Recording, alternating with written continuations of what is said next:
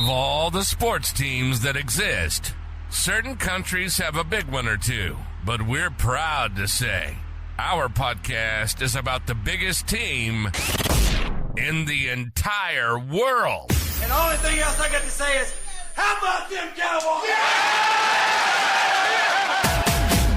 This is the World's Team Podcast. All about the world's team, the Dallas Cowboys, baby. We're here to redefine what it means to be a fan of the gridiron game. It's not just America's team anymore. Nope. We're taking that star-studded pride and spreading it across the globe. Each week, we dive into all things Cowboys. From game analysis that'll have you on the edge of your seat, to reactions and all the latest news. Whether it's free agency frenzy, draft day drama, or injury reports that make us want to hug our lucky jerseys a little tighter. We're bringing in fan groups from all over the place, from Germany, France, Brazil, the UK, Canada, Japan. Everybody gets to share their 2 cents on America's favorite team. And here we go! America's team, Mexico's team, world's team, my Dallas Cowboys! And now your hosts, Paul Stewart and Mike Poland. What's up, Cowboys Nation? Welcome to another episode of the World's Team. Remember, it's not just America. I can't even speak right now. I'm not confused with everything, mate. It's not just America's team. It is the World's Team. There we go. I finally got there. But anyway, how are we doing? My good brother in arms, Mr. Mike Poland. Yes, yeah, I am all good. Another beautiful weekend, mate. And the good news is the Cowboys, not only have they been busy in free agency, they've made trades. I had to pinch myself. I don't know what to make of it. Like, it feels like this Jerry has taken all the criticism on board and seems to be doing things. But we are joined by a very special guest today. Very special guest. He's one of our good friends. You can find him on Twitter Space under your _guy_ Nix. Without further ado, it's our guy, your guy Nix. What's up, bro? Hey, what's up, guys? How we doing? Shout out to my guy Jackson for the graphic, by the way. Look, I didn't really ask for nothing. Hey, I just woke up, early in the morning. He dropped it on me at 2 a.m. I said, I finally have a place to use it. Why not use it with the world? Forget America for a second. Let me use it with the world so I can use a little backdrop here. You know what I'm saying? They can let him know he's gone international. Yeah. I mean, gotta debut it on the world stage. Let's go. Let's go. Yeah, I do apologize for my dodgy introduction there to the show there. I just keep stuttering because we've got a lot to talk about in this week's show. And as like Mike mentioned, a lot is happening with free agency. Sure. We've made trades, shock, horror. But this past couple of days, it's been nothing but an absolute pandemonium when it comes to Cowboys Nation. A soap opera. It feels like you're watching Jersey Shore at the moment. Dare I say, my tagline on Twitter, as the star turns, and here we are, and this thing is turning. So true.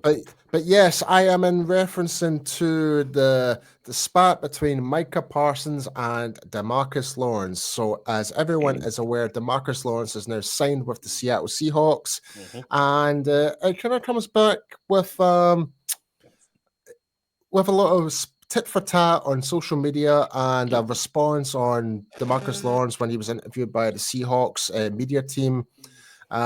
So a lot to talk about, but yeah, guys, give me your thoughts on it. Go on, you go next. Sure. For those that have been in my spaces for the past 6 to 8 months prior to this, I've kind of alluded to, look, there's some things that are not solid behind the scenes. And, far be it from me, I'm not always going to put things out there that I know to be true or to a certain extent. Yeah. I would highlight certain things that happened and whatnot. And they started happening after the Green Bay game. And then even prior to this moment, this offseason, right, Micah was on there and said, "But was it the old guard or the old voices? Something to that effect need to move on, right?" And then we get to they had to make a decision on D-Law. And D-Law, they met Friday at the combine. D-Law came out and said, "Hey, I'd love to be in Dallas. The ball's in their court." The ball bounced to Seattle for whatever reason, right? And the day that it bounces to Seattle, you have Micah tweet. He tweets, right? And says, it's my time. I'm the leader now, right? I'm the lion in the den, if you will. I'm the captain. Yeah, I'm the captain now. And then, a little underneath there was Sam Williams from the top row with the hashtag my turn, right? If you will. He did. But, stop and pause right there for a second. Because when Jordan Lewis signed in Jacksonville, right, there was a little bit of a pageantry, right, from everybody. "Oh my God, J. Lou, love you, good luck," all these things. Well, if you watch D-Law when he got announced to sign in Seattle, not the same response. Not a lot of quote unquote love, if you will. We talk about those. We talk about those tweets from those guys. Fast forward to the next day. There's the interview, Seattle. And, Dallas is my home, this, that, and the third. And look, understand who D-Law is. D-Law's the same guy sitting in Dallas, right, in a room full of reporters and said, "Hey, look, I'll smack this out of all y'all." That's who he is, right? We understand who D-Law is. Yeah. And then he dropped he's a great one tag liner for the media. Sure. Yeah. And he says, "Well, I was going to win a Super Bowl there." And the guy interviewing is like, "Okay." And if we would have stopped, you're probably good. But then D-Law looks at him and says, "Yeah. Okay, now we know." As soon as you said the "yeah" part, because by the letter of his statement, he's not wrong. He can't win a Super Bowl there if he's in Seattle, right? Yeah. He can't. But the "yeah" on the back end's like, "I know what I'm saying." Yeah, like that. The guy kind of, yeah. It's a statement. It's a statement. Yeah, he's like, "I'm letting you know it is what it is." And the interview's like, "Well, okay, and we're out of here, Jim." And how he kind of went, which impromptu, the things that have been bubbling, how it went, and then Micah responded, and then he responded, then Chauncey Golson had something, then Osa had something, then Demo had something. Even Jordan Lewis came back out. Yeah, sure. Well, shouts to the day though. It is what it is, and I guess it's died off now. Oh well, Diggs had something, then deleted something, and the Diggs thing, if y'all didn't see, said you can't go to war with somebody that's hating. Yeah, I did have it. Now, now you can't go to war with somebody that's hating. That's a different lane as to what was happening on the field per se, maybe. But it's all conjecture, right? Look, again, there was things behind the scenes for a year and some change now that were bubbling, and it came to a head, unfortunately. Personally, for me, I don't like it. Look, I like my 30 for 30s down the line a little bit, not in real time. I don't want the Jerry Springer stuff.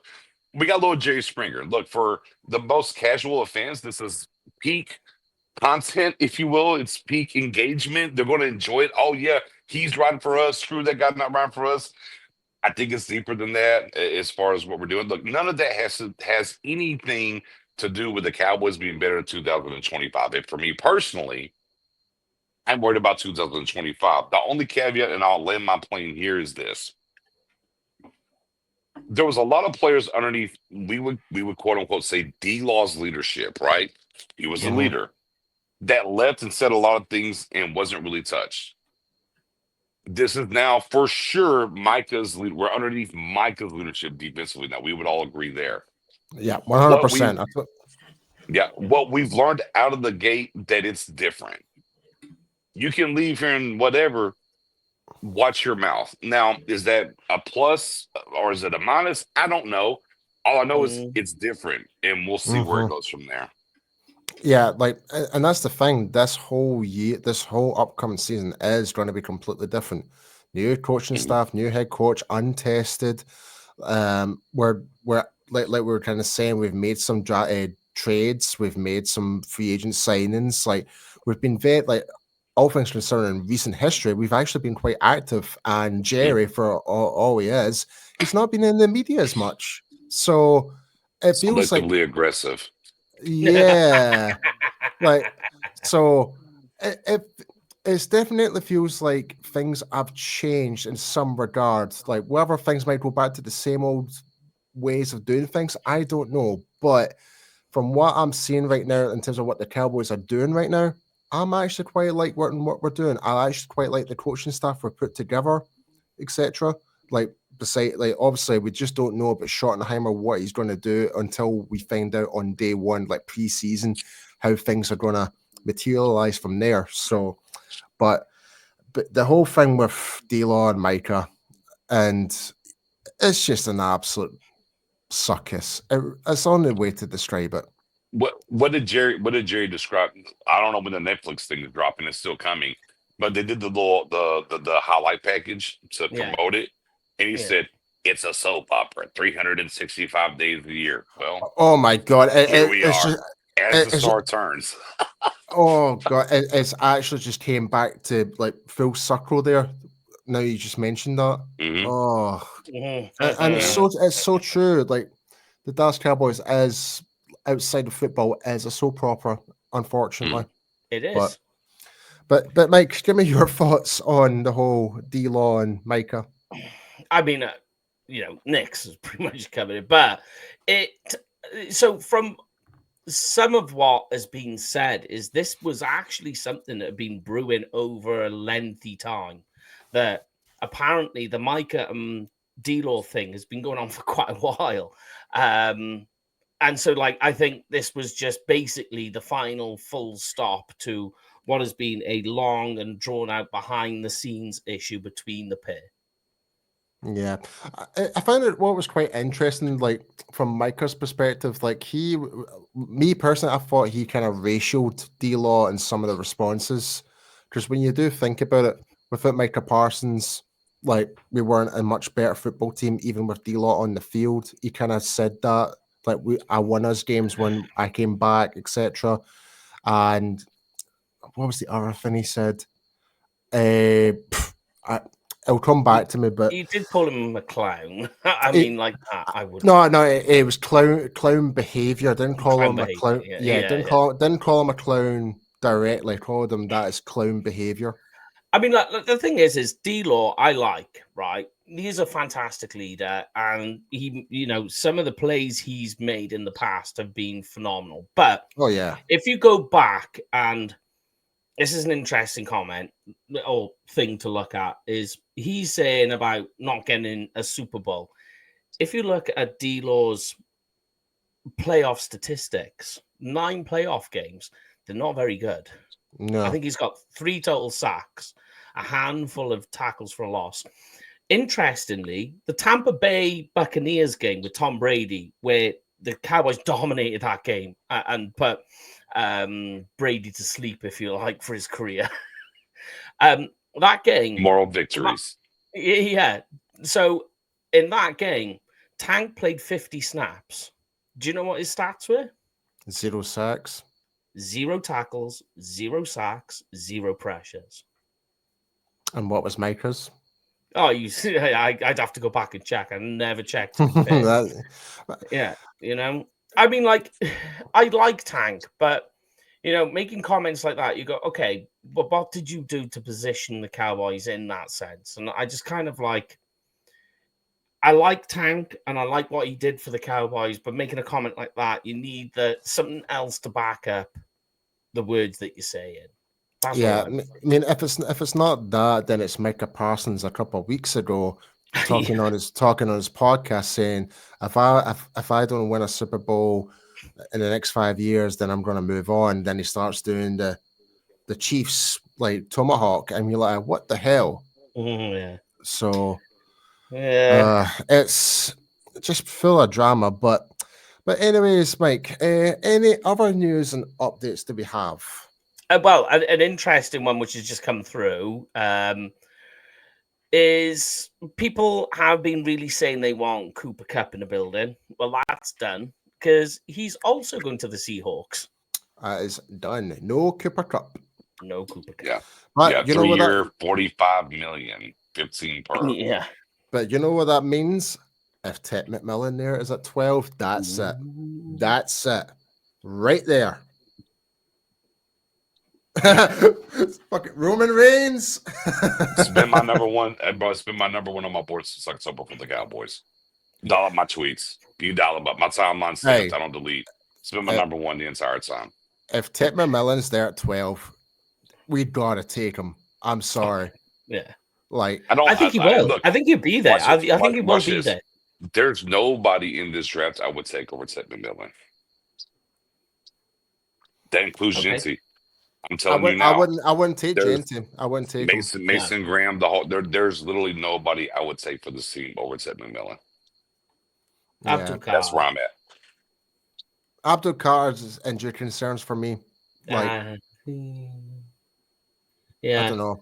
But while we're talking about the draft and obviously what's been happening with free agency, etc., what a fun time. Three outside free agents last year. We got 6 now plus 2 trades. We've added 8 guys. Some of that's by proxy because you had, 26 holes for all the 1-year deals or whatever. So you kind of had to be more active, but neither here nor there. Look, 6 guys outside, 2, not counting the guys they've signed that was on the roster, 2 trades. And with the Fowler, now it's $8 million maybe, but $6 million for sure. Now, we had Murray at 5.99, and it was so close to 6, 5.99, not 6. But Fowler, $6 million, the first outside free agent to get at least $6 million since Greg Hardy in 2015. Yeah. Jeez. Yeah. Here's an interesting thought as well that came up when I seen it, is that Kenneth Murray, big signing, love it. Love this. Had a career year last year, believe it or not. 97 total tackles, but had 4 sacks and 8 tackles for a loss. That's the most in his career, right? So the Cowboys only give up a 6th-round pick for him, and he came from the Chargers. And I'm not sure how that's not the Titans? Yeah, from the Titans, but originally from the Chargers. Oh, right. And I was trying to think how that works in terms of his contract, in terms of monetary value, because while he was in Chargers, he would have been in California, which means he's paying the high-rated state tax. But when he comes to Texas, there is none. So does that follow him per state, or is it from the original state that comes from? No. So when you get a contract, whatever team you're playing for, it's wherever the game's located. So I know a lot of talks about there's no state income tax in Texas. That's better for you. Well, that's for the games that you play in Texas. But whatever game you play on the road, whatever that state tax is in that realm is how you're taxed. So that's kind of how it works. So it doesn't matter if you play for the Cowboys or the Texans. Right. If you play in the LA Rams, you're going to get taxed. Right. Right. That makes it more fair, because I always generally thought the whole idea is if you're working and living for a company based in the location rather than going out to a game, like it's always based on where you're from. That's where you get paid, etc. But no, I didn't realize it worked like that. I suppose I guess that works for because you're a contracted worker. So as a contract worker, where you're working at is going to depend on your taxes. Yeah. You see what I'm saying? Because you're signing a contract with an organization that's based somewhere.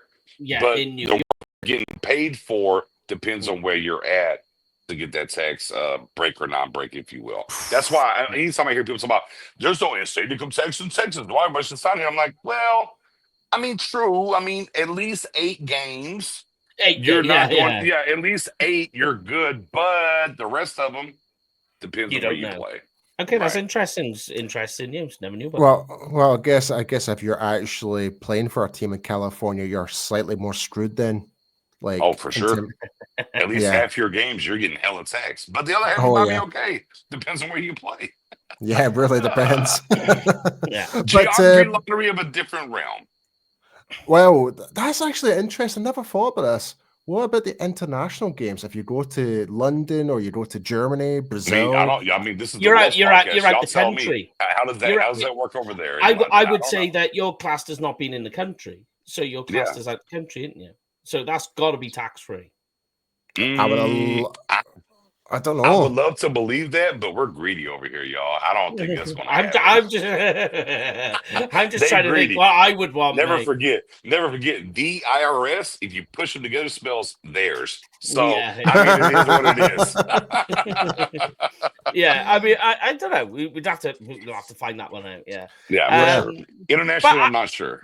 But state-wise, I can definitely give you the ins and outs there for sure. Yeah, Mike, we can definitely get in contact with our sources at the NFL UK Yeah, HQ. I'd be intrigued to see. Yeah, if y'all get that info, I'd be we'll intrigued to find see out how for that. you. Yeah, we can how find that- how out that about that pans for out. sure. Because we've got a lot of people that actually work for Sky Sports, etc. Because I think it works the same. Because even potentially right now, this is in the weeds a little bit. Now we know the guy Khan over there in Jacksonville. He might want to take a team to London. That's kind of been the hot thing for a while. Well, how does that money work if you're in London then? And how does that break down? So that'll be an interesting point to see with the international games coming there, how that works for them, because then we get a bird's eye view. If the Jags were ever to leave Jacksonville to London, how would that look for the payment scale for sure? Yeah. Again, that's one of the main reasons why they keep pushing it. There could be a tax break on it. Who knows? Sure. Yeah. Yeah. But I like going back to Murray though. Yeah, sorry, we pure went divergent there. It goes, but I like Murray, and I think as a will type linebacker, where you can use his speed to chase down tackles, I'm all for it. I like him. Look, we traded for Murray, and without naming any names, Yeah, there was a varied of different takes, right? I think we all saw it in general, and I think there's a certain sector, whether it's media content creators, fans, that right now where the Cowboys are, no matter what they do, is trash, right? And then there's still a small sector of the fans, and maybe some content creators, not so much the media, that it's okay, and then get to look at it for what it is. And like I've tried to preach and tell, my audience in general, that forget the Dak liver for a second and flipping that and freeing that money, what you should do with it, right? I can't correlate who we're adding to what they need to do, right? There's two separate things there, in that how the front office needs to operate is one thing versus who they're adding. I'm not going to throw the baby out with the bathwater, if you get what I'm saying there a little bit of. You're adding players. I'm not going to judge the player because the front office isn't operating adequately. So I turn on the tape for a Murray. Here's the thing about Murray. 26, I think. But Oklahoma, to your point, Chargers, the whole nine, did have a big injury over there for sure. But move around and look, the tape, and I'm using just the Titans tape. I'm not going back to just last year. Coming forward, sideline to sideline, I think he's pretty damn good. Now, now dropping back. Got to coach him up a little bit. It's not great. I mean, but let's think about it for a second. Can we critically think about things and not just fan react or knee jerk? Who's the defensive coordinator right now, guys? Matt Elbifus. Okay, and before he was a defensive coordinator for the Colts, and ultimately landed him a job with the Bears as a head coach. What was his job here in Dallas? He was the linebacker coach. His calling card is linebacker. Yeah. So I look at a linebacker on the right side age-wise, okay, that is a 4'4", 4'3", guy, right? Yeah, 6'2", look, 6'2", 240. By the way, Sanborn as well. No, we talked about it yet. We've gotten two bigger linebackers that we've had in a while. There's a little check mark on how he's running things. But you look at what he does well. But we can say what he does well and not call a player trash. Talk about where he needs to improve. I think that works the proper way. And say, okay, well, Eberflus is the linebacker guy. What can he do with him? And then correlate to the Dak clip and everything else. They were in on the report, so they were in on Greenlaw. They didn't land him. When you have a plan of action, and if that plan of action doesn't go right, you should anyways, have a contingency plan. Well, they didn't get Greenlaw. They felt comfortable with their contingency plan of trading back because they still got a 7th. They dropped from a 6 to a 7, So right? So you don't lose the value's pick, fine. and you get Murray, and you work from there. So, yeah, like, is it the splash move with the money that was created that people wanted? No, but that's not all Murray what he brings to the table. Let's really talk about the player and what he brings versus the maybe not how the front office needs to move. There's two different things. It's like the Mingo thing. I get it. Nobody likes the 4th-round pick for Mingo, right? But that's what they gave for him. It's not the player who was a former 3rd-round pick. Yeah. You don't like the capital. We don't know what Mingo's going to be yet. So exactly, he's not had much opportunity yet. To be fair, yeah, I'm just saying we had to, as a fan base, right? We had to have a little separation of church and state of what the front office needs to be doing, and not putting them in and putting their ill wills on the players they're bringing in, right? Yeah, Judge the player for who they are, Paul. Yeah, it seems like I would say the majority of Cowboys Nation, and I do apologize for Cowboys Nation for saying this, but they have that high expectation. Oh, we must get Cooper Cup, or we must get Derrick Henry, we must get, I don't know, like basically every star insert player. Name. Right. Yeah, insert name here. But when it's not one of those names, who is this person? Like, it's like, that's it. If it's not a household name. I was like yourself, Nix, you go down, you look back at the film and you break it down, you look into the place like, oh wait, hold on a minute, there is something there. I can see why Dallas made this move. And guys, real quick, before free agency started, do you feel better about linebacker or worse? Better. Right now, much better. Much better. 100%. Now, if I ask you about cornerback, we might be like,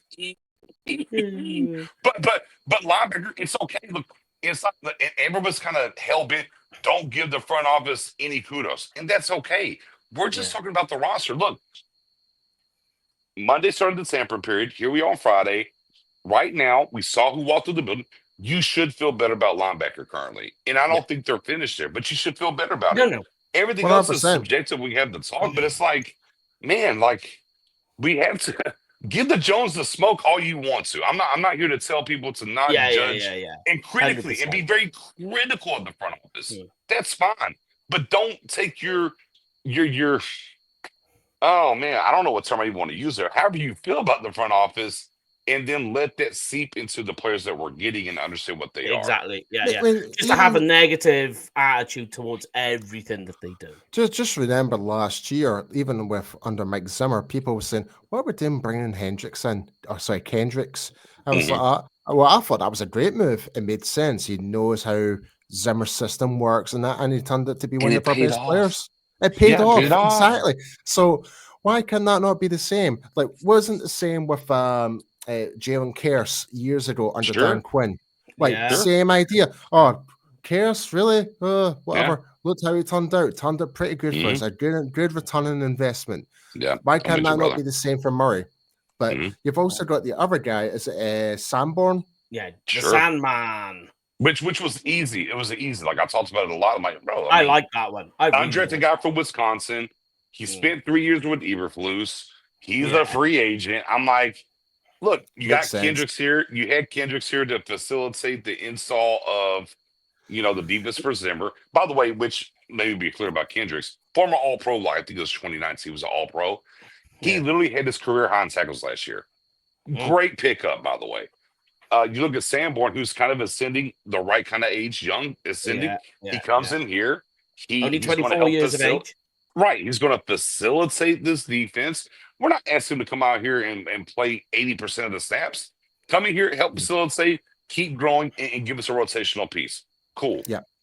But I mean, you got to think, it's not just Eberflus. He also knows Dave Borgonzi. They both big facts. Yeah, big facts. Linebacker push for the Cowboys now. Yeah. So that's a big factor, I think. And the way I'm looking at it, you've got, if you were like at this stage, if we were going to start the NFL, was to start a game today, I'm like, you got Kenneth Murray as you will, Maurice Liafu mixed into whichever way you want to go, but you got Jack Sanborn playing that sort of Mike role. I'm like already, I'm loving the way that this linebacker core is looking already. And Liafu was an ascending player last year. And then at some point you'll get Overshown back end of the Right. season. I'm thinking, around Thanksgiving time, probably. So we've got our 5 linebackers essentially, Mike. Yeah, you're happy going into the season. I know Yeah. that Damone Clark is still in there.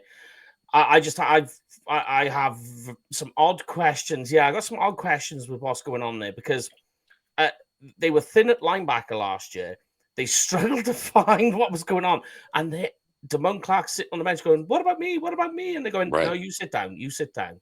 Yeah, for the people that have been against what's happening in linebackers so far, here's my number one thing I'd tell them.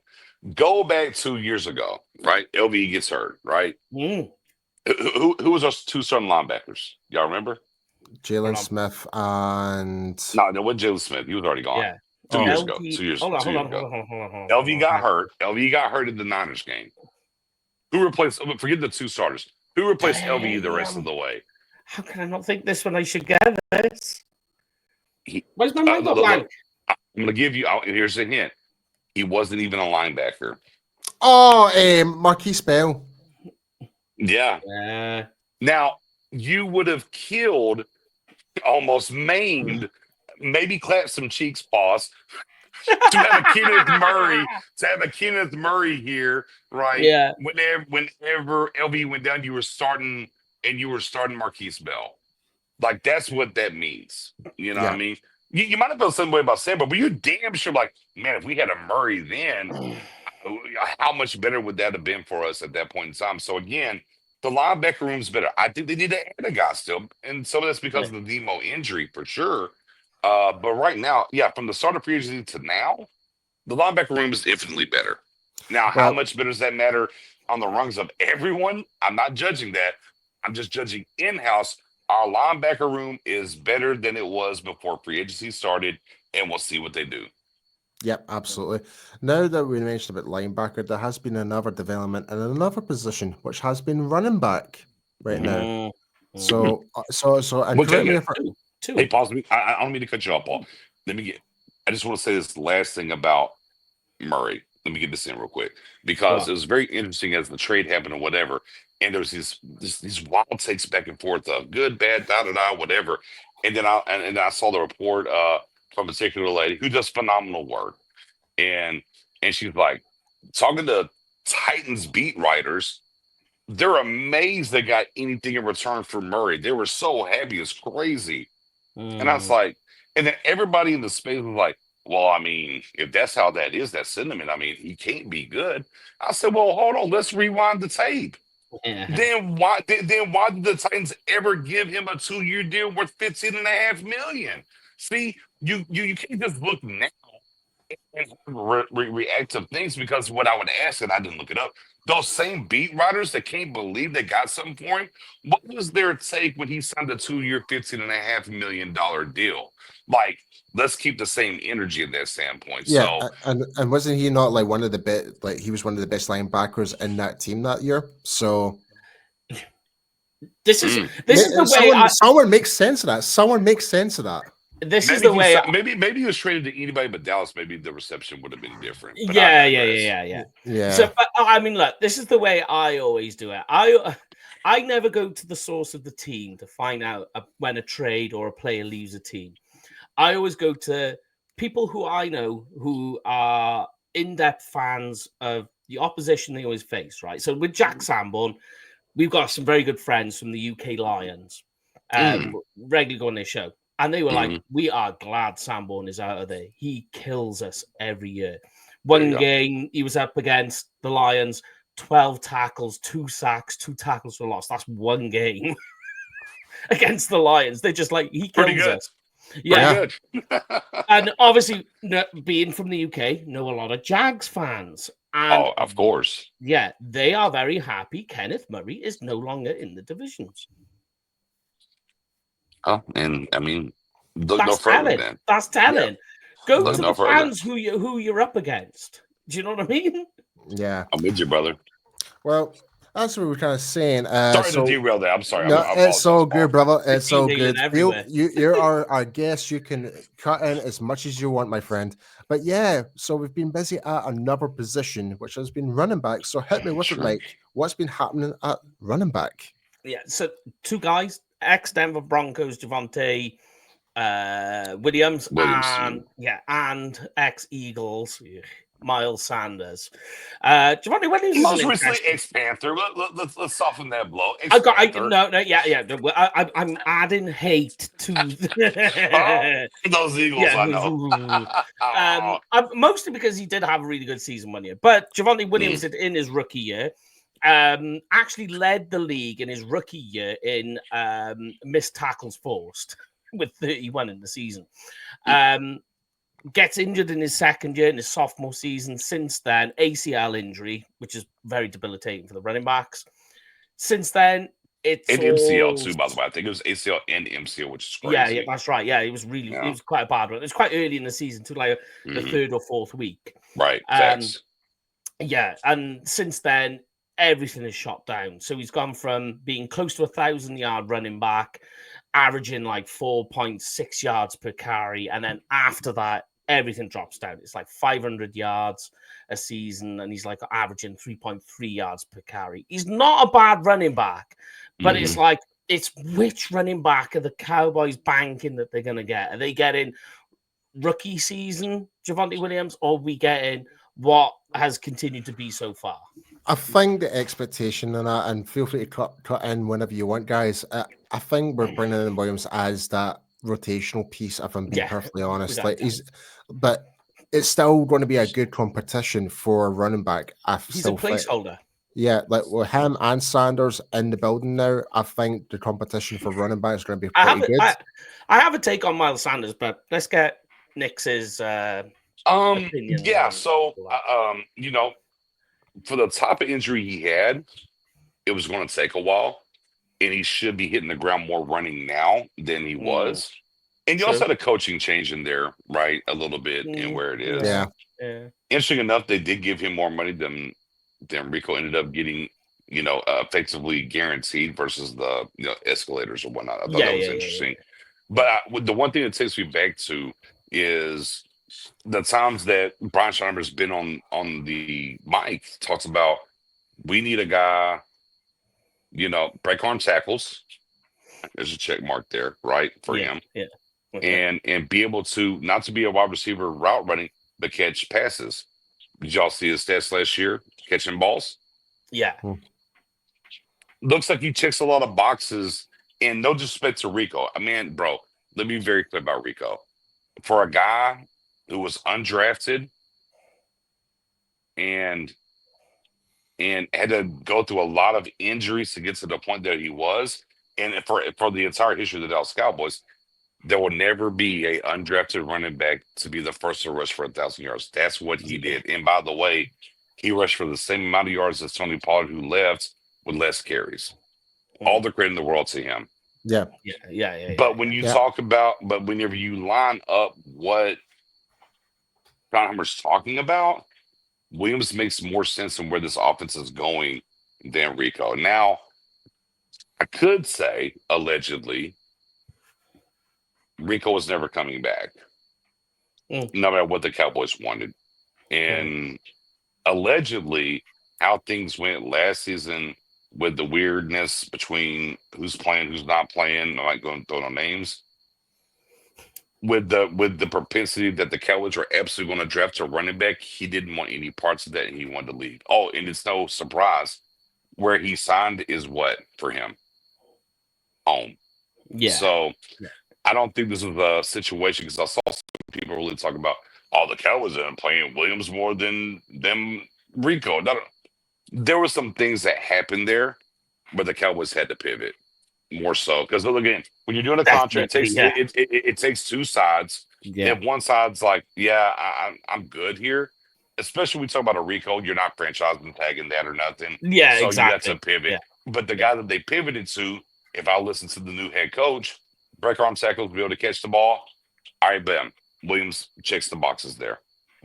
Yeah, career year, by the way, for Williams last year in receptions and receiving yards. Well, yeah, like he had over 500 receiving yards, right? Am I tripping? I don't remember. 52 receptions for 346 340. yards. Okay, 50. There was the 52 receptions, almost 4. Okay, got it. Quite interesting. Yeah, it has been pretty busy with the running backs as well, with the You got linebackers also. Sanders. Yeah, Look, Miles Sanders. after the Micah, Okay. D-Law, Yeah. whatever, and then the Cowboys like, psst, psst, hey, very quietly at the Yeah. end of the Sanders.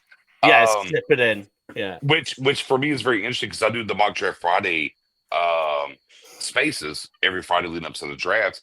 Yeah. So I did my mock drafts last night to have them ready for to go for today.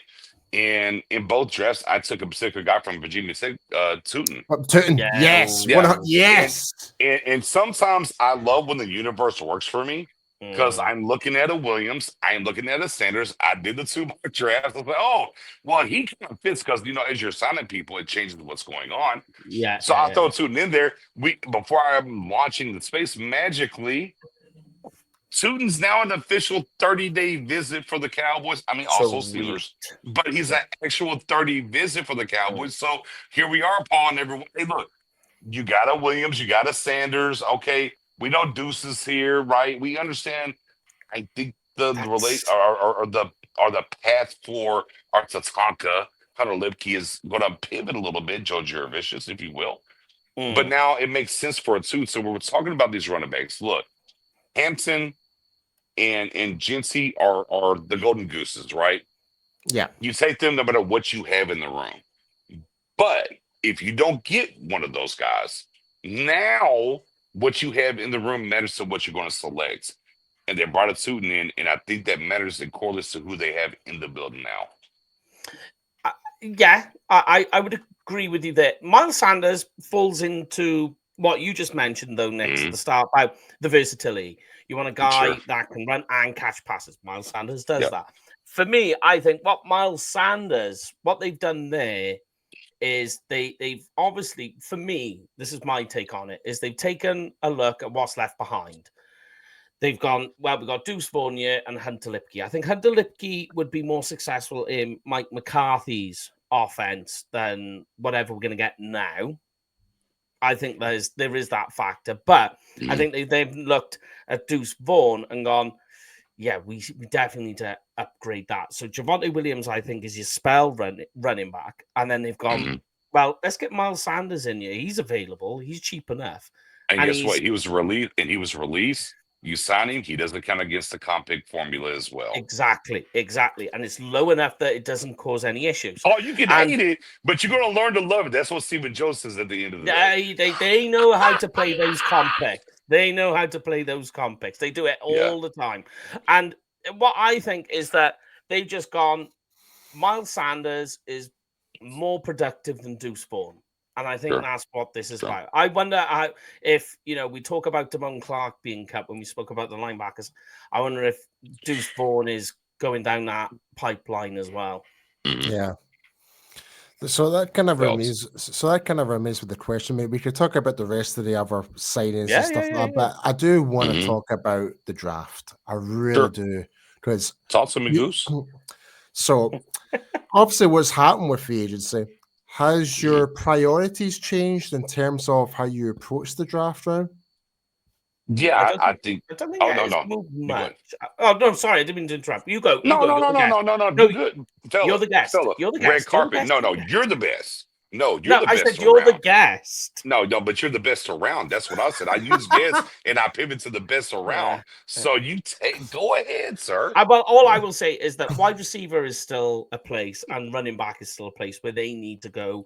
And for me, the three main places was offensive line, defensive line, wide receiver, running back, and cornerback.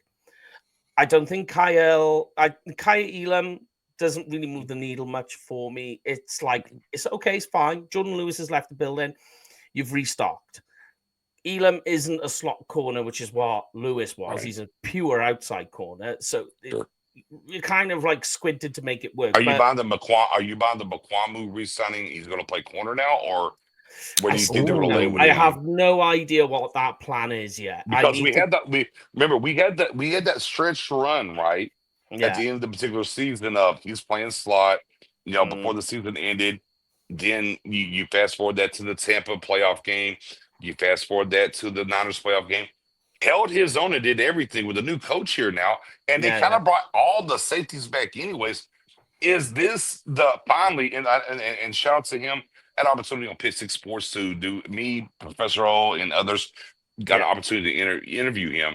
My last question to him was, I said, hey, if you don't want to answer it, it's okay. But I got to ask, you're here. Are you a cornerback or a safety? And this was probably 2, maybe 3 years ago. He said, oh, corner, baby. So I just wondered, slot's gone now, to your point. They brought him back. Doesn't mean you go sign a guy, right? But they brought him back, the cornerback and slot. And by the way, Eberflus is a guy that likes longer guys. I'm sorry, ladies and gentlemen. Yeah. No, he does. He's in. There's a lot of things that Eberflus does that are Dan Quinn-esque, but on the same token, a lot of things differently. If you're being honest. very. Right. I would say, there's a lot of similarities, like stunning, length. However, application is very different. If that makes sense. Yeah, but the sack, the way that he tries to obtain sacks is very different to Quinn. Right. So I just wonder about the Mukuamu re-signing. Still got to add somebody. I'm with you. What does that mean for him? Maybe finally he gets to play cornerback that he wants to play anyways. Could be. Yeah. I mean, you got to think Donovan Wilson's contract year. You know, I think keeping Mukuamu around is a placeholder for beyond this season. But for me, it hasn't changed my priorities much. Linebacker was a big priority for me. That has come down. That slid down. Defensive line, because they got Solomon Thomas in, that's come down slightly. Just like it's moved the marker down. Don't forget we got Peyton Turner as well. I mean, nothing but injured. I think what happened is it changes your tone of what you're drafting. Because you got Fowler, you got Turner, you got Solomon. Look, pass rush guys, not run stopper guys. So you have to turn your thinking cap. You got to turn your thinking cap on now. If the Cowboys want to draft a defensive tackle, not a 3 tech, you need a run stopping guy. Yeah. If you're going to go get an edge, it's not about a Abdul Carter, if you will, or a Mike Green. You need a run stuffer a little bit more now. It's kind of what they've done, right? Because what they're doing is trying to line themselves to go do BPA, right? But you're talking about maybe like Landon Jackson's or something like that, because he's definitely more. There you go. Right. Absolutely. You know, so you're pivoting away from, like, a guy that I love out of Vatsek, Peebles, undersized. Great. He's great. Love that guy. But I'm like, now I'm like, ooh, maybe I need to look more like Harmon out of Oregon, right? I might maybe I need to look more that realm, you know. Collins out of Texas, maybe I need to look more in that Alfred realm. Collins, yes. Maybe I need to look more in that realm than some of these other guys that we've kind of talked about in general for the Cowboys, because of where they're situating themselves with who they sign. Guys to go get the quarterback. Okay, now we have to supplement in the draft guys that can stop the run. That's what we have to kind of turn our thinking caps on when it comes to the draft.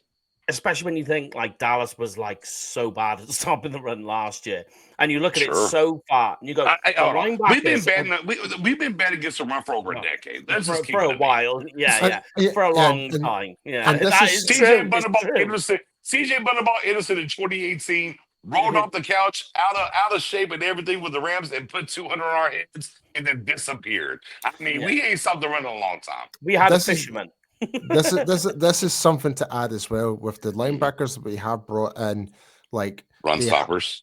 They are run stoppers. You need coverage guys. That's right. So, but in terms of like going back to the whole point about the draft, so where would you prioritize? Like, if you were on the 12th pick, what would you say? Like, forget who's available. What would you say would be the most priority at the 12th pick? Yeah, I think.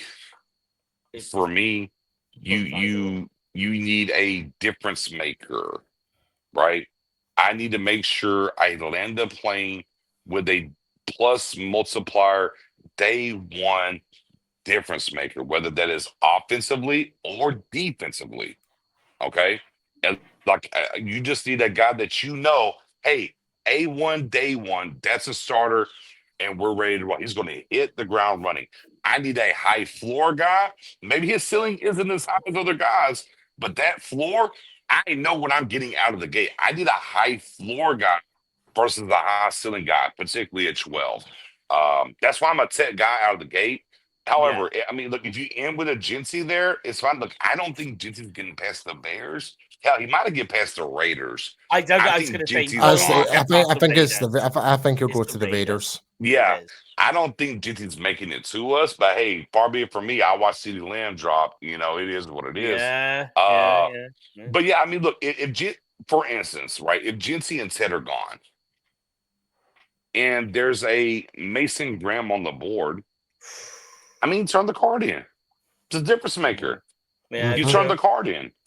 You know, I mean, I think that's where it's at. So if I can get a difference maker for sure, one of the blue chippers, one of the top 4 or 5 blue chippers that gets there, then I turn the card in. If those guys are gone, well, who wants to come up? Look, the biggest riser in this draft, the tackle out of Missouri. Yeah, I remember. Oh my God, nobody talks about it. Nobody talks about it, and magically he's a top 7 pick. Cool. We've been talking he's now about a top 5. He's now a top 5 pick. We've been talking about him loads on this show. Or the Ohio State guy, Simmons. If Simmons on 12 and somebody was to come get him, man, look, eject button. Get me out of here. If those if there's no Ted, there's no Jincy, there's no Mason Graham. If those guys are gone and Simmons is there, somebody come up and eject me up out of here. Let me get an extra day 2 pick, hopefully second round, and then let me figure it out. But you're talking about those guys. When you're saying like those guys aren't there, as you're saying it, I'm clicking in my head. Then that means certain other guys are be coming down. If you're saying Tet's not there, Genty's gone. While some of the other names you were saying, Mason. Let me ask you 2 guys. Let me ask you 2 guys. Just let me ask. All right. Would you take a Campbell there at 12? No. Will Campbell? Oh no. I'm sorry, Jihad. I'm sorry. Jihad. No. Yeah. I will give you my reasons in a sec. Okay. No, because I don't think linebacker is as much priority, even though he might be a difference maker, but I think we can probably get a different player at a different position being a difference maker elsewhere. Okay. All right. And reason why? Not? I am dead set against taking linebackers with an early pick. Oh my God. Position. That's crazy because last time we were picking at 12, we took a linebacker and look how it played out. That's crazy work. I know. Okay. And not just that, didn't we draft LVE in the first round as well? Well, it wasn't at 12 though. I know, but still. We took Bobby Carpenter the first round. So I mean, what do you want to do with that? Sure. I worry about. Javon, let me go to the next guy, Javon Walker. No. I'm testing his faith here on linebacker / edge now. I know. Jalen Walker's interesting. Mm-hmm. Both the early Georgia guys just have huge question marks for me. Like Michael Williams, it's like a lot of questions there. It's super young. You're buying into the youth, right? But where's the production? Right. Facts. I'm not look, if you got production, I don't want you. That's me personally. That's how I operate. This is the way I don't want to hear your game translates to the NFL. Your stats wasn't there, but it's going to be better in the NFL. If you couldn't do it in college, I don't know how you can do it in the NFL. There you go. That was exactly what I was going to say. What makes me think in the pros, you're going to get 8 sacks this year when you only got 3 in college last year. Right. Yeah. Talk to me, Goose. Hey, I'm with it. All right, so Jalen Walker, y'all, look, I got you warmed up a little bit. It was kind of no on Campbell, but I warmed up a little bit warmed up on Walker. All warmed up on Walker? Yeah, no, maybe. Where you at there on Walker? On the fence. On the fence, okay. I mean, on the fence. It's not a no, though. I'll take it. It's not a no. Yeah. I'm going to use this as an example. See, for example, if if Demetrius Knight was to fall down in the second round, if he falls back a little bit, then I might take him as a BPA for sure. That's not the point, though. I'm asking you Walker at 12, sir. Don't you hedge your bets. Sorry. You take a Walker at 12 or not? I'm you the then, host. Nick? So You're right. That boy said I'm pulling the whole. That man said I'm pulling the whole score. You gonna tell me? Look, I digress, sir. Would you take Walker at 12? I would take Campbell before I'd take Walker at 12. But I would, but I would, depending on the board, I wouldn't be scared of taking Walker at 12 either. Because I think this is what look. I'm looking for a difference. If I'm sticking and picking, I need a difference maker, and I do think those guys are difference makers. I think for Eberflus, yes. For Zimmer, no. Let me be very clear. If Zimmer was the guy here, no. For Eberflus, I think yes. In that realm. Pause. Less However, complexity. Right. Yeah. Just turn it off and go. I have everything. I can give you linebacker edge. I can use you. I think it matters more in that realm. However, now here's my caveat.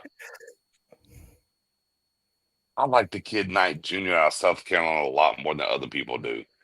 Like, I like him a lot. See, everybody keeps talking about Campbell, and look, and I'm okay, and I understand Campbell. I definitely do. I definitely do. But I think their tags are touching. I like Knight Jr. out of South Carolina. But if I get him at 44, I might be cooking with fish grease over here. You heard? Here's the one guy. But here's the one guy fish and chips in this bitch. Okay, pause. Sorry. Real quick though, let me ask you because this is another guy. I'm sorry, I'm trying to say the host. We're talking draft, so it gets me excited. Yeah. Where y'all at with Luther Burden? I mean, I don't understand why he's dropped off, if I'm being perfectly honest. Okay. What? Like, I'd be happy if we were to, like, if the choice, like, if at 12 and the pick was Luther Burden, obviously they'll have their reasons, but I wouldn't be mad at it. At least we've got good, like, a good wide receiver adding to the to help support CeeDee Lamb. But obviously it's not Tip McMillan, but I still don't understand why he's fallen down so much. Like, I don't know if you know maybe why, but that I'm kind of struggling to understand why that may be the case. Probably he didn't really. Did he participate in the combine, in the drill, in the athletic testing? Let me think he check. did.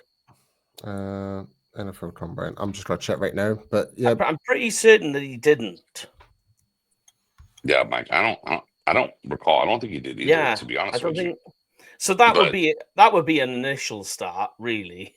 You know, that would be a drop off because I know there's a few guys, and I've heard it a lot from. He did participate. He ran a 4.41.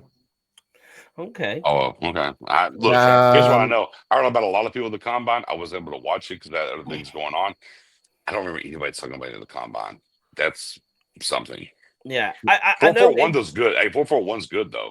Yeah, for him, for sure. Yeah, with a 10-yard split of 1.54 seconds. That's the only thing he did at the combine was the 40-yard dash. Essentially, that's why. Okay, that's why. That could be. Yeah, he's that only done the one thing, and but you add that with the consistency of his play in 2024, that it dropped off quite dramatically. I know we can write half of the lack of production that he had in 2024 because of Missouri's issues on offense. But still, if you are having problems on offense and you're a guy that's supposed to be this elite wide receiver, you should be elevating that offense. And you didn't see that in Burden. Mike, what's our number one rule of college athletes? What is it? What's our number one rule? You always want to see improvement. If you ain't doing it in college, don't tell me how you're going to do it in the NFL. Yeah, exactly. Yeah. Look, me and Matt O's have been indifferent. I'm in a corner by myself, and I there's some other guys, but our side is much smaller than the other side contingency. I don't see it with him. Like, I don't. I'm sorry. I need you to do it. And then as soon as people tell me, well, go look at this 23 tape, about the 24 tape, and I'm like, yeah, all right, fam. I just for me, it's not for me. Look, if he's on the board, someone wants to come get him, I'm out. Eject button. I'm hitting the eject button. Come get him. I think the other bit that scares me about him, actually thinking about it as we're talking, the one thing perhaps that is scaring people is a lot of his game is not too dissimilar, not on the same level, but not too dissimilar to Deebo Samuel. Oh, watch this. And then you just signed a guy, 3 years, 18 million, who is he ain't thick Debo, he's slim Debo. Yeah, Serpent, who's going to play that role. We need a legitimate tactician, route runner. We need a guy that creates some separate. We need a different kind of guy opposite of Lamb, and he's not it, in my opinion. I think we need an X. What I Paul worry hates me about right now. Paul, I see Paul with the disdain in Paul's eyes. I'm sorry, Paul. I don't mind Burden, but I think Burden, as you've already alluded to, he's much of the same of what we've already got. Yeah, and I like my wide receiver core to be like a basketball team where they're all different, because then it makes you harder to defend. Yeah, I need a guy to control the ball, shoot the ball, defend, block down. I feel you. Yeah, and look, I got Mingo here. If I'm going to see what Mingo's going to do, I don't think I need a Burden here. I got to let Mingo walk out, right? Am I tripping? Yeah, no. I'm with you. I digress. Yeah. Man, look, don't start. Look, we'll be here for 3 hours talking draft. I am hyped on the draft right now. I'm on for Ted McMillan. Ted McMillan, because he's a possession type receiver. We haven't had that since Des Bryant's left, and he's something different than what you've already got. You already have. I feel you. Yeah. Look, if Ted and Jensen's on the board, what are you going to do? Ted. Without a doubt. Ted all the way. I would say Ted McMillan. Yeah. Like I'll give you my reasons why, because when you look at this actual running back class this year, all across the board, like you've got Devin Neal, you've got Ollie Gordon, you've got Tootin, you've got Scatterbo, Martinez out of Miami. He can catch the ball and run with the ball as well. Paul, can we talk about Scatterbo for just a second? Can we do that for just a second? Yeah, of course. Because there's been this weird thing around Scatterbo kind of in the draft community and whatnot. Yeah. And this, I mean, I hear people, what was the guy that Peyton Hill is this? Go look at what Peyton Hill's measurements are versus Scatterbo. It's not the same. No. Scatterbo not being athletic is kind of intriguing because on the clock, on the field, he's clocked over 20 miles an hour. Yeah. He actually has really good contact balance. Now, wiggle within the hips, it's okay. But here's the thing. It's a pass grade. It's a pass grade. Right. Yeah. Here's the thing. And again, I'm just doing the cowboy and what the pin and pull offense and what you're doing between the tackles. Because some people try to tell me Martinez is a James Conner-esque guy. Maybe I'm wrong. Scatterbo and the pin and pull and what they want to do. Kind of James Conner-esque, for being honest, but maybe better. I'm gonna throw out the stats for you right now. So obviously it was 1,712 yards last year. He had 543 receiving yards with 52 targets. Catches the ball. Okay, got it. Yep, 52 targets and only 2 drops. Throws the ball to Mike's point. Throw the ball. So it goes back to what you're saying about what type of what Schottenheimer was saying. What you're looking for. Scatterbo kind of checks the box when you think about it. He checks some boxes. So I kind of get it. He didn't play at this ultimate school. Like there's reasons why I get it from the community. Yeah, and he doesn't play the ultimate school. Different things. Is he the Tebow of running backs is better than he should be? I don't know. Like, whatever the case. Yeah. But like I said, I mean, there's certain analysts that say different things. Again, he shouldn't be a first round pick. And honestly, I wouldn't take him in the second round. But once we get to the third round, sign me up. I think third round on, absolutely. Yeah. I think there's something to be there. And he's just, and Paul, I want to bring that up because I saw you talk about it. And I want to make sure we highlighted the draft because you have talked about it. And I agree with you. Like, I think there's things more there that people want to give credence to. Yeah, because like I said, like I'd rather pick McMillan because, like I said, like I could list out all these names at running back. So you've got Hampton, Scatterbo, Judkins, Sampson, Caleb Johnson, Henderson. Sampson's so interesting now. Like RG Harvey, Devin Neal, Damian Martinez. RG Harvey's interesting from UCF. Like Bashal Tootin, Taj Brooks.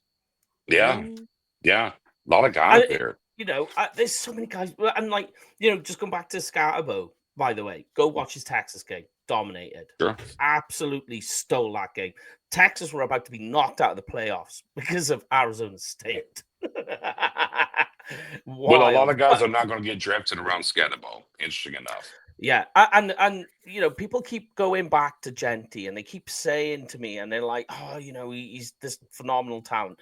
You watch what he does; it is phenomenal. Watch the Penn State game. Watch that. That was what I was going to say. Watch Penn State. Watch Abdul Carter. Watch Kobe King, and the rest of that defense. Lock him down. 3.5 yards per carry and 2 fumbles, 0 touchdowns. That's what happens when he's not facing an FCS or a Mountain West. And that's the thing, though, mate. That's the closest thing. Hold on. Wait. Go on. If you're going to say Oregon, but you got to say Oregon. I'm going to disagree with you. I'm going to disagree with you. You have a guy that's a potential first round pick in defensive tackle. You got a linebacker that's probably going to the top 3 rounds. Yeah, that's a Power 5 who was in the playoffs, right? Won the Big Ten. I mean, what more do you want? Oh, yeah. I'm sorry, but they didn't. No, they won the Big Ten. I'm tripping. Yeah, they won the Big Ten. Who did? Penn State. No. Penn State. No, Oregon beat Penn State, right? Penn State got in. Am I tripping? I can't remember. I've slept since then. I thought Oregon won the Big Ten. Am I tripping? I'm pretty sure Oregon won the Big Ten. You might be right. I mean, and they got guys who are getting drafted. But here's the thing about Scatterbo. Let's give the same credence, right? Who's good? Name me two offensive linemen from Boise State. Go ahead. Couldn't tell you. Yeah. Hey, name me one wide receiver. I know. All right. Hey, name me who's the quarterback from Boise State. Yeah. I do actually. See. So the same credence that you're going to give to Scatterbo, right? You got to still do the same thing at Boise State over there too. Okay. Yeah. Because Arizona State does play in what conference? I think Sun Belt. No. Conference. You are sorry? But Boise State's not in the Power 5 conference. Oh, Boise State, Mountain West. Yeah. Boise State not in the Power 5, but Arizona State Power 5 though.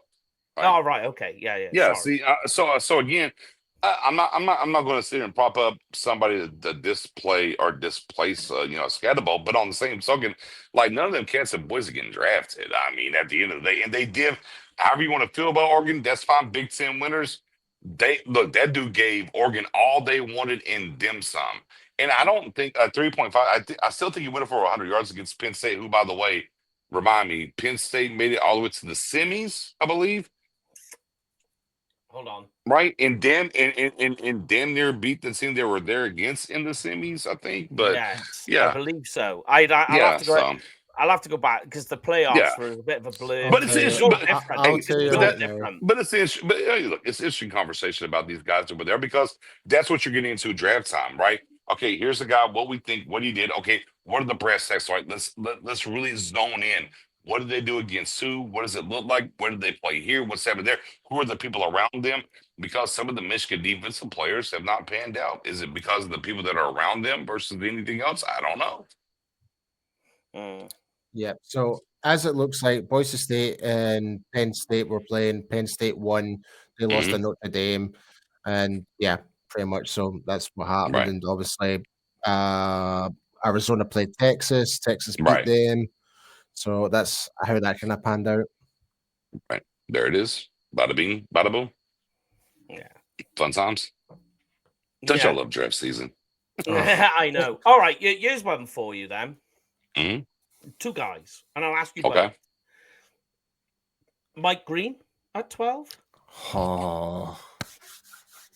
Okay. And? Yes or no? I'll get to the second. I got you. Okay, I got you. No, I mean, you dealt my timeline. Once the Senior Bowl happened, I was like, people don't want to hear it. Mike Green will be a conversational piece at 12 for the Cowboys moving forward. and that was at the Senior Bowl.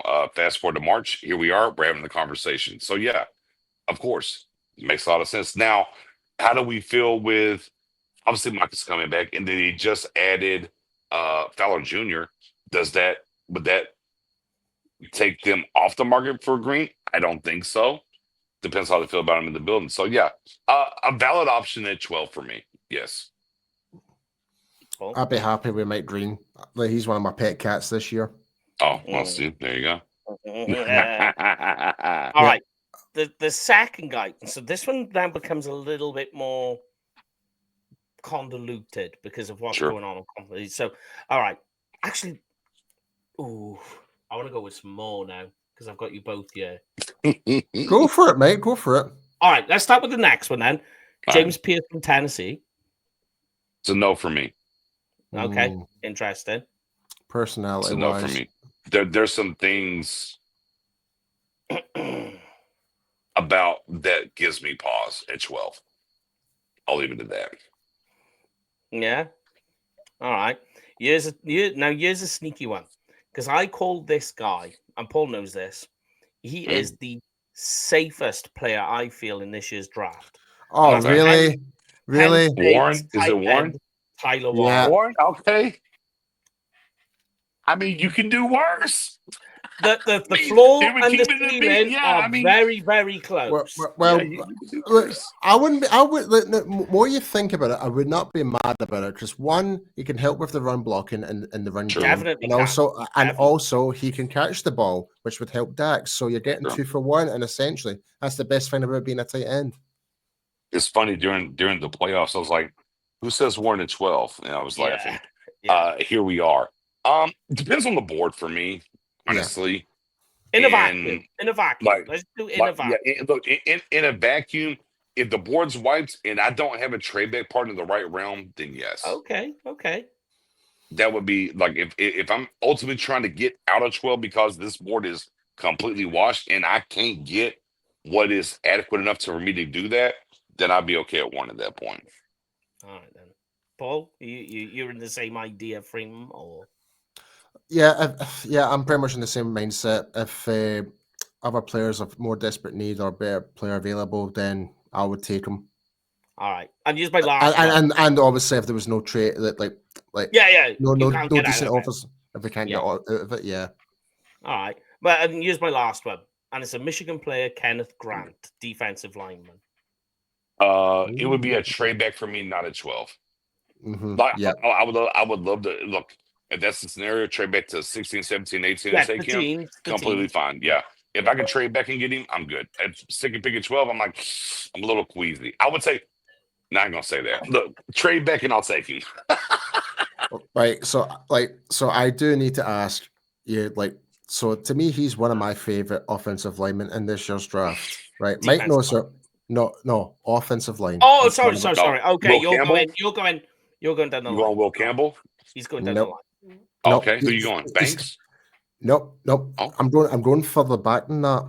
Okay. Oh, you're going Alabama, aren't you? No. Where you going? Oh my God, where you? Oh, Paul, talk to me. Where you at? Try West Virginia. West Virginia. Wyatt Millum. Okay. What, at 12? Or are you just saying in general? Are we talking about? Yeah, we're not talking about 12, are we? No. Oh, I'm just talking about just talking about in general. We were talking 12 all of a sudden. No. That's way too rich. West Virginia, take me home. Country road, take me home. Wait a minute. Let me rephrase it. So, what is your thoughts just on overall about the player Wyatt Willem from West Virginia? There we go. Got you.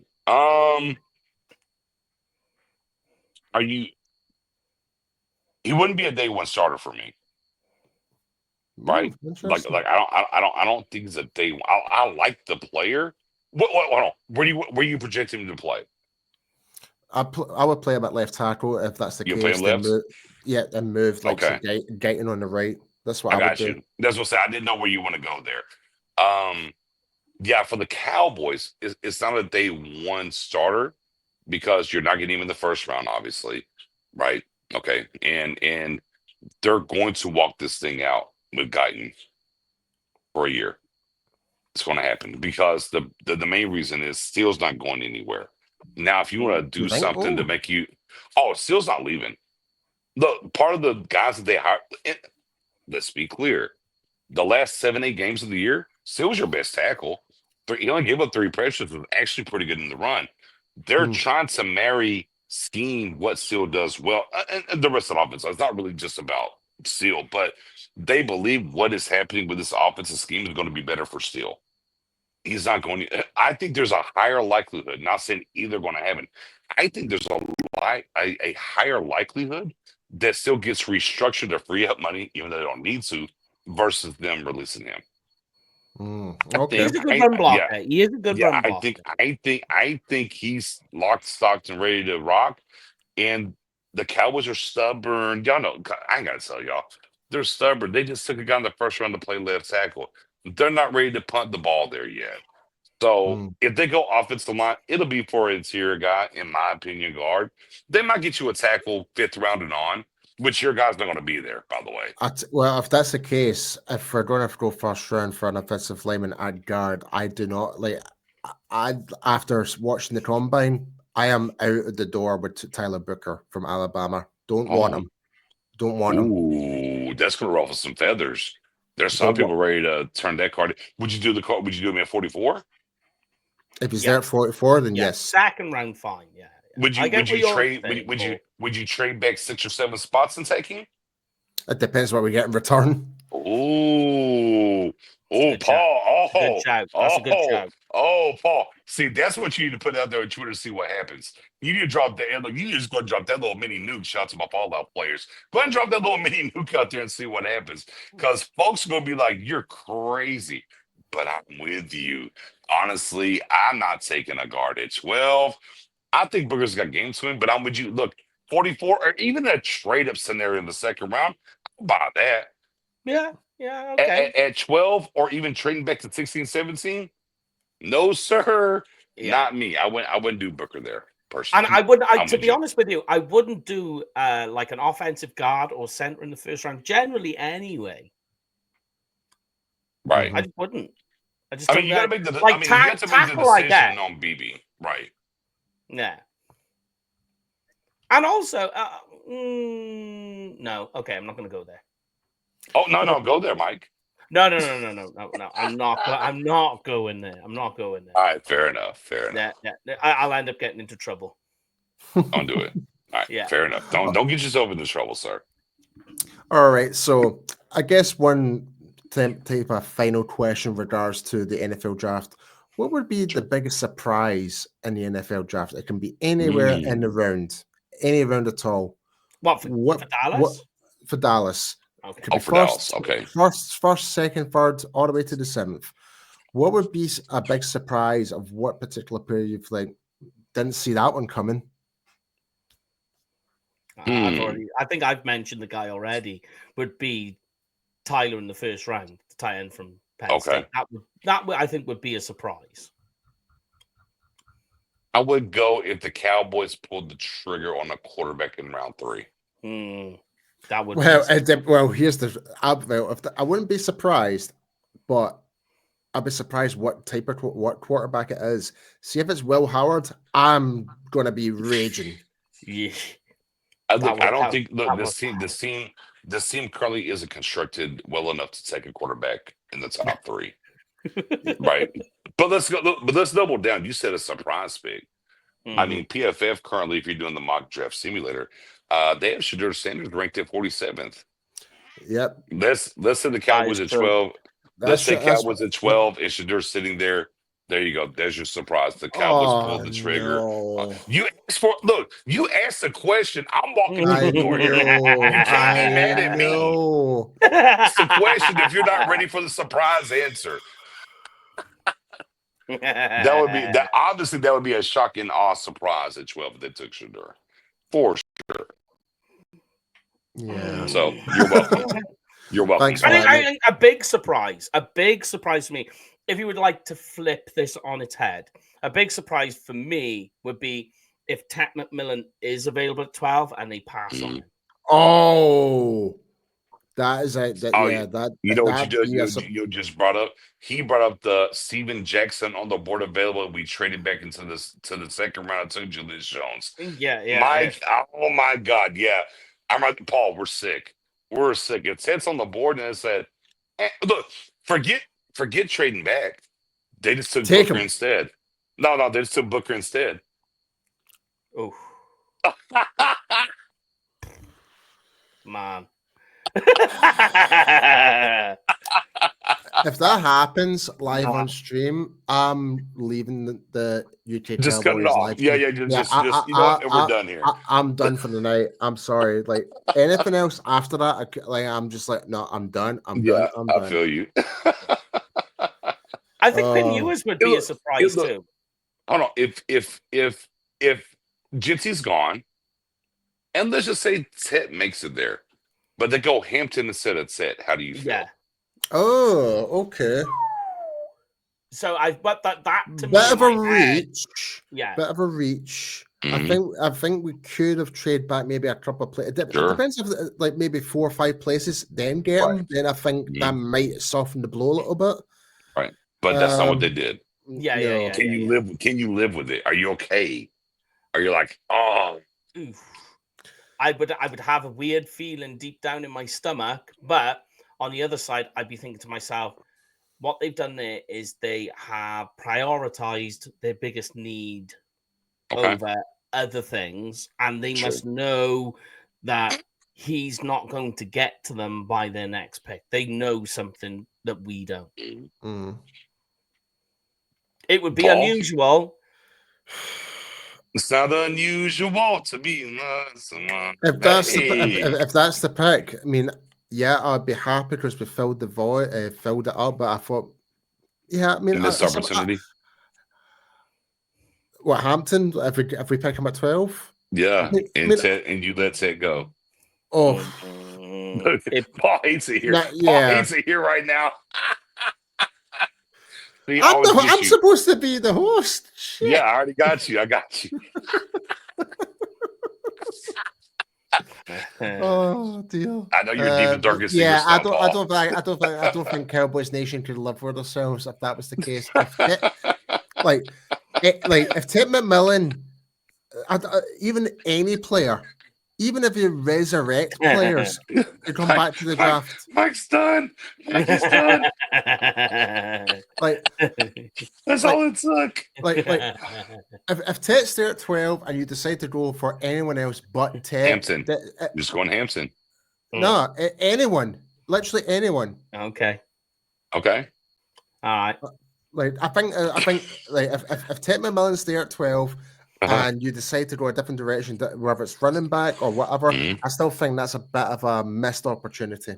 Yeah, but it's Hampton. Are you cutting the stream off, or are you going to sit there? I'm going to look sad and depressed and probably end up drinking and end up drinking this bad boy. End up drinking this. Look, I'll tell you what. Look, and I always appreciate being over here. And of course, we've been in spaces together sometimes. Yeah. I don't know. I don't know if I've ever been able to stump Paul that hard on anything whatsoever. Paul literally questioned us. It was like, I'm the host. Why is this happening to me? Look, job done. Look, I did it, y'all. It finally. It's 1,600 appearances, but I figured it out finally. I finally stumped Paul. That's great. God damn it. It's not often you can silence it. It's true. It's very true. That's why look, I'm marking it on my calendar. On this day, I'm going to clip this. Strike. Make sure to put it out there. Let it be known. Strike. Yes. Mike. You know what's going to happen, Mike? You know what's going to happen? We're going to be in Dallas in November for Thanksgiving. Nix is going to turn up with "On This Day" T-shirt. Yeah. Just a T-shirt that's just got "strike" written on it. Yeah. And then I'm like, here, look at my screen. Oh goodness! Just such a fun time, man. Yeah, no, honestly, it's so good to have you back on the show, man. And absolutely, I need to ask you, did the hoodie come arrive okay? Oh man, the hoodie's is fantastic. It's snug, great, whatever. I need to do some due diligence and make the social media rounds with it as well. But yeah, no, it's been great. It's been put to good use. Oh, Is what I can awesome. tell you. Glad to hear it, dude. Glad It's to been put hear to it, good man. use, and which is funny though. I'll be at my shop when I have it, and they're like, "What is that?" I was like, "Well," and then I have to go through a whole breakdown. See, I see what you did. Hey, I'm just gonna drop. Hey, put it on. I'm like, oh yeah, this is snug and great. I'm gonna put this on. Represent my boys. And then I'm out in the great E6 is there, and they're Hey. like, "What's that?" I'm like, "You gave me this great snuggy, fantastic hoodie." But let me plug for free. It's fine. Yeah, yo, hit this, hit that. I was like, where's the QR code on this damn thing? They can just scan it. All right, never mind. Here, Oh, send me you phone. just gave me a Look, good idea now. yeah, There you QR go, code there that you thing go. on there for sure. But anyways, I'm like, look, send me your phone. I just boom, boom, boom. I put it in and I just walk off. Here, you're good. But like I said, Next, it's so good having you back on the show, man, and obviously We back always on miss the. talking to you. Yeah, definitely, man, and we'll definitely need to try and get you on board with it. I know you'll be doing the stream for the draft as well, but Sure. even if we can try and come on and just Let me know, brother. If I can make it happen, I will. Like we've done nearly every year in recent years. Like you come on ours for a little bit, then I'll come over yours as well. We'll jump in and out like during the live stream. And Paul at that point, he's like, yeah. It is. I'm like, I know. I'm like, brother, I know. I get it. Just go to bed. It's fine. It's super late. I get it. You're a soldier, though. Last year we went over the top. I think me and you, Paul, we're on various shows till about 8 o'clock in the morning. I mean, this is why we're bald. This is why we're bald. Well, and you crazy MFers, y'all did that whole 24-hour straight stream. Oh my god! It's like I saw that. I was like, yo, these guys are crazy. Look, and I'm the king. Like Spaces on YouTube. Oh, 8-9 hours. I be doing it. He did no 24, but my record is like 13. But then y'all amped it up, did the whole 24. I'm like, I these guys doing 24. I was the same book. I was like, oh shit, they're still going. They're going to the 24. and then Paul and then so was like, never again. I was like, fair enough. But you did it once. That's all that matters. But you did it once. Once was enough. The annals. But it's in the annals. On your docket, the banner. You did it. You ain't got to do it again. As long as you just do it once, like us and Cowboys did. It was actually quite fun. We just want to see one conference championship game in the 2000s. That's all we're looking for. Just one.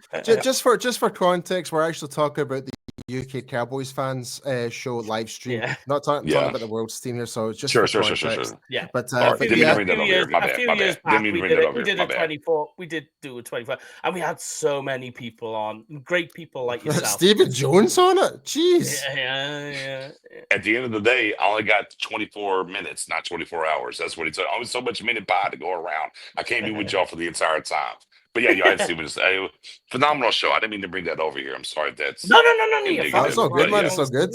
Yeah, it was such a fun time. When we come over for Thanksgiving, you definitely need to come and hook up with us. Guys, you have to understand something. I have a business. I do Black Fridays. I got to be there at 5 a.m. I used to do before that. I used to do Thanksgiving Day games. Very hard for me to do Thanksgiving Day games. It's very hard because we're going to be there the weekend before, mind. Yeah, but say less. Now that we can line up. I got you. Texas because again, I ain't got to you, Mike, but I definitely got to my guy Paul. But I got to link up with my guy Mike for sure. Yes, because we arrive on what day is it? The Saturday before, the Saturday before Thanksgiving. So we've got like 5 days before the game. So then we can link that. That's not a problem. I might pull up on Saturday. Might pull up on Saturday. Yeah, we can definitely. We've actually got a plan for Saturday, which links in with that, and I will speak to you off air about it later. Okay, let me know. Let me know. The weekend before Turkey Day, I got you guys. All right. Well, folks, I hope you enjoyed this week's show. Be sure to go follow Nix at your_guy_Nix on X. Be sure to go and check out his X Spaces, where there we go, right there on display. And but before we do go as well, Mike, please tell everyone where everyone else can find you as well. You can find me on Blogging the Boys or on Twitter at Kenfig Cowboys. Kenfig with a K, Cowboy with a K. And what about you, Mr. P? You can find me at IMPStu on X and Instagram. But yes, folks, that is the end of this week's show. We're a lot to talk about. A lot more to talk about in the coming future as well. And how many weeks now to the draft now, Mike? It's like 30-something days. Yeah, it's coming just quick. Barely over. Yeah, it's quick. It's coming quick. We're gonna blink and it's here. Yeah, as always. Like more sleepless nights. Oh, right. Anyway, but as always, folks, here at the World's Team, it's not just America's team; it is the World's Team, and we will see you guys next time. Have a good one, folks. For sure. You've been listening to the World's Team Podcast. There's no other team like it in the world. Nothing more electrifying than the Dallas Cowboys. And we're here to prove it. We bring in fan groups from Germany, France, Brazil, the UK, Canada, Japan. We're everywhere, baby. We hope you've enjoyed the show. If you did, make sure to like, rate, and review. We'll be back soon. But in the meantime, find us on Instagram at the.worlds.team, on Twitter at _worlds_team, and on YouTube at the Worlds Team. How about them Cowboys? And the only thing else I got to say is, how about them Cowboys? See you next time.